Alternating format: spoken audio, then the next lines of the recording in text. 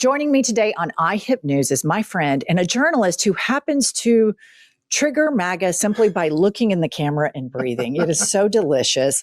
Let's welcome, of course, Don Lemon. Don, welcome in studio, baby. What's iHip up? News, let's go. What's up, girlfriend? Oh, I'm so happy you're here. I'm happy to be here. When getting us together is problematic, you know that, right? I know. Because then the MAGAs are really going to come for us, especially in this environment. We get in big trouble. Good trouble. Good trouble. Good All trouble. right. Let's go. J.D. Vance stepped into the spotlight while Trump was in China in his role as the fraud czar.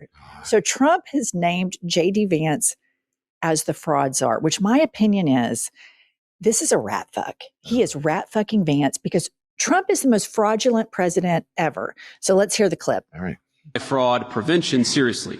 So let me just close with one final observation here. First of all, why are we doing this now? Why weren't we doing this 2 years ago? And the simple answer is because we didn't have a president and we didn't have an administration who took fraud seriously. So I want to thank the President of the United States. So I know he's busy in China. All of these efforts, all of these things that we're finding are because we have a president who has told us, take the fraud issue seriously, get to the root of it, and turn off the money when we find out that money is going to fraudsters. So that's exactly what we're doing. All men with ADHD built for leadership but stuck in self-sabotage need to hear this. Hypocrisy is, I mean, come on. Yeah. This Ever. So let's hear the clip. All right. Fraud prevention seriously. So let me just close with one final observation here. First of all, why are we doing this now? Why weren't we doing this 2 years ago? And the simple answer is because we didn't have a president and we didn't have an administration who took fraud seriously. So I want to thank the President of the United States. So I know he's busy in China. All of these efforts, all of these things that we're finding are because we have a president who has told us, take the fraud issue seriously, get to the root of it, and turn off the money when we find out that money is going to fraudsters. So that's exactly what we're doing. Hypocrisy is, I mean, come on. Yeah. This administration, our regime, as I call it, this regime, Yeah.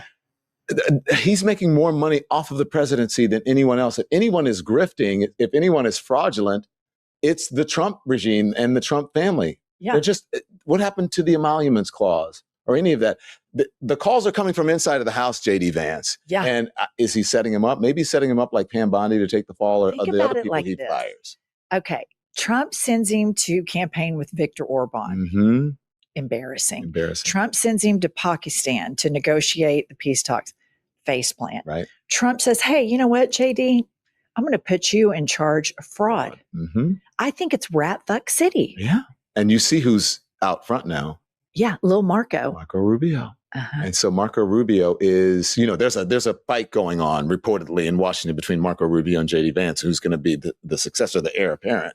And odds are, if you look, and I think also on prediction markets, Marco Rubio is on top. Okay. Think about Marco Rubio on top of that. I'd never say that, but anyway, that means JD would be on bottom.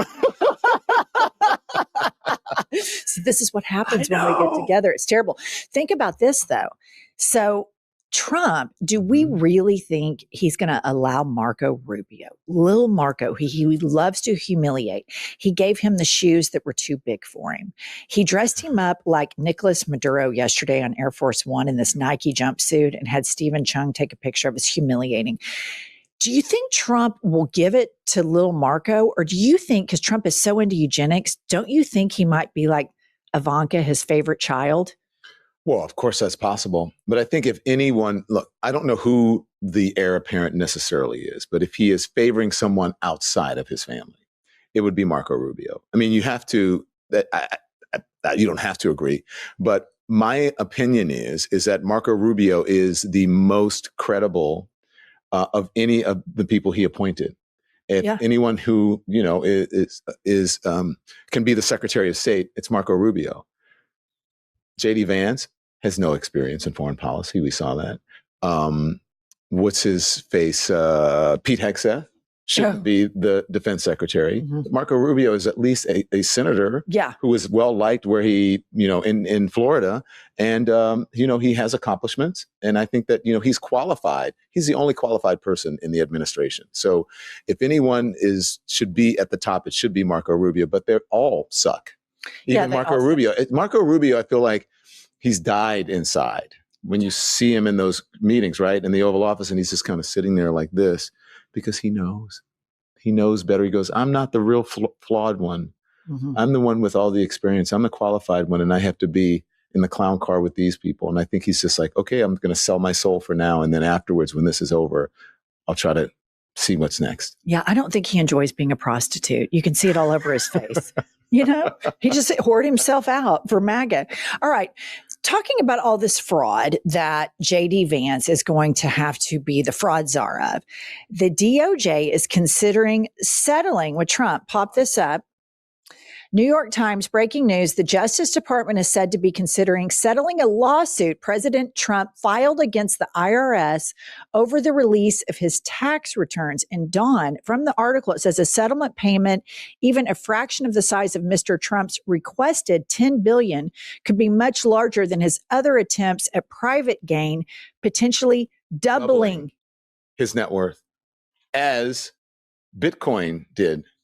That whole digital coin. That's how he became a multi-billionaire. I think it was like $1 or $2 billion. It was his actual net worth. He was like, I'm worth $11 billion. That was all bullshit. Mhm. But now since he's been in office, he has doubled his wealth, at least almost tripled it because of Bitcoin, because he is using the presidency to make more money.